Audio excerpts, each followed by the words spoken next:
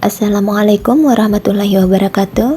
Kami dari kelompok A dalam ruang kolaborasi kerja kelompok akan mempresentasikan kasus 3. Adapun kelompok kami yang terdiri dari saya sendiri bernama Ibu Nur Halifah, Pak Budi Setiawan, Ibu Yuliana, Pak Wasito, Ibu Syahrini, dan Ibu Siti Jumaiyah. Pada pendahuluan ini yang berisi tentang kasus 3, yaitu Ibu Dani sedang menjelaskan pembelajaran bahasa Inggris di papan tulis.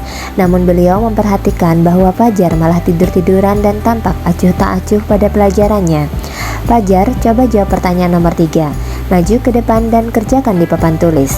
Fajar pun tampak malas-malasan maju ke depan, dan sesampai di depan papan tulis pun Fajar hanya diam terpaku sambil memegang buku bahasa Inggrisnya dan memainkan spidol di tangannya. Ayo Fajar, makanya jangan tidur-tiduran. Lain kali perhatikan. Sudah sana, duduk kembali. Kira-kira siapa yang bisa? Fajar pun kembali duduk di bangkunya. Hal seperti ini sudah sering terjadi pada Fajar. Sepertinya tidak pernah memperhatikan acuh tak acuh dan nilai-nilainya pun tidak terlalu bagus untuk pelajaran bahasa Inggris. Pada saat ditegur oleh Ibu Dani, Fajar hanya menjawab, "Gak tahu Bu." Ibu Dani pun menjawab, "Gimana sih Fajar? Kamu tak kasihan sama ibu ya? Ibu sudah capek-capek mengajarkanmu. Gak kasihan sama ibu." Dan Fajar pun diam membisu. Pada kasus tersebut ada 3 pertanyaan. Yang pertama, posisi kontrol apa yang diambil oleh Ibu Dani dalam pendekatannya kepada Fajar? Yang kedua, kebutuhan apa yang dibutuhkan oleh Fajar?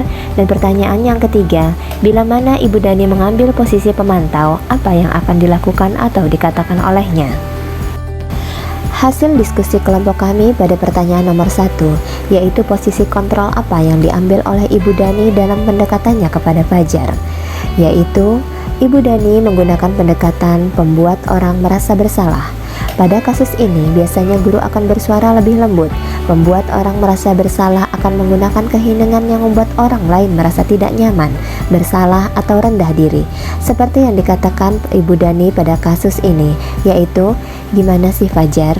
Kamu gak kasihan sama ibu ya? Ibu sudah capek-capek mengajarkan kamu, gak kasihan sama ibu." Hasil diskusi untuk menjawab pertanyaan nomor 2, yaitu kebutuhan apa yang dibutuhkan oleh Fajar. Merujuk pada situasi yang dihadapi oleh Ibu Dani dalam konteks penegakan disiplin positif, dapat teridentifikasi kebutuhan dasar yang sedang dibutuhkan oleh Fajar, yaitu yang pertama, Fajar membutuhkan cinta dan kasih sayang karena perilaku yang dibuat Fajar membuat gurunya memperhatikan dia, termasuk teman-temannya. Bahkan bisa saja dalam langkah selanjutnya guru akan menyampaikan kepada orang tua Fajar sehingga orang tuanya memperhatikan dia juga.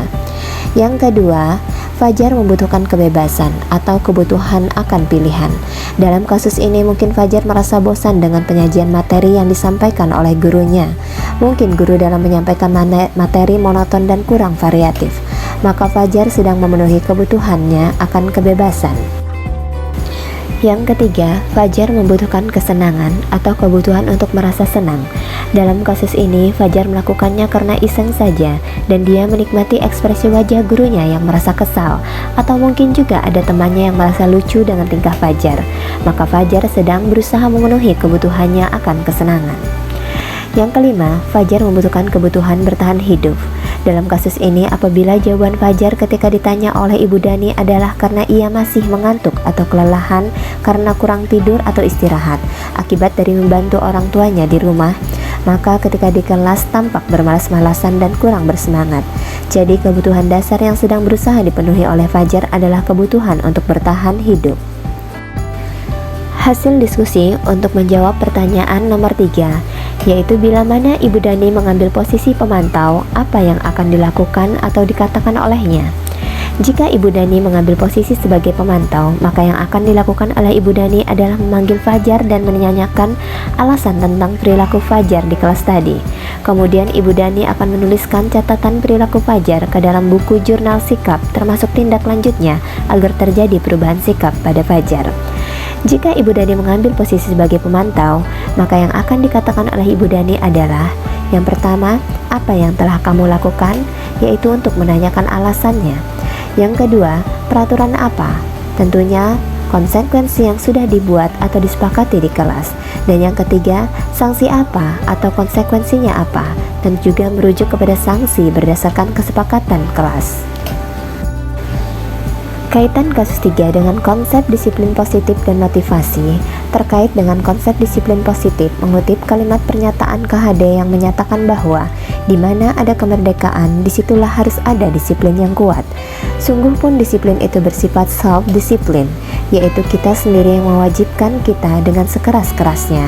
Tetapi itu sama saja, sebab jikalau kita tidak cakap melakukan self-disiplin, wajiblah penguasa lain mendisiplinkan diri kita. Dan peraturan demikian itulah harus ada di dalam suasana yang merdeka.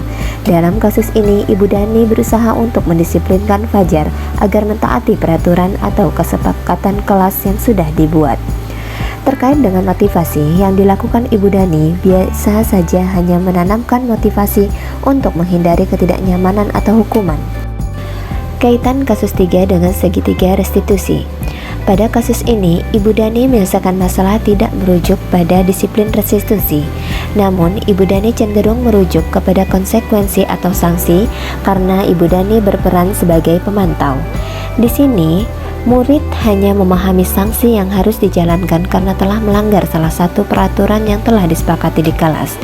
Fajar dibuat tidak nyaman, yaitu dengan harus menjalankan konsekuensi yang telah disepakati. Namun, Ibu Dani tetap memonitor atau memantau Fajar pada saat menjalankan konsekuensinya. Demikian hasil diskusi kelompok kami. Terima kasih dan wassalamualaikum warahmatullahi wabarakatuh.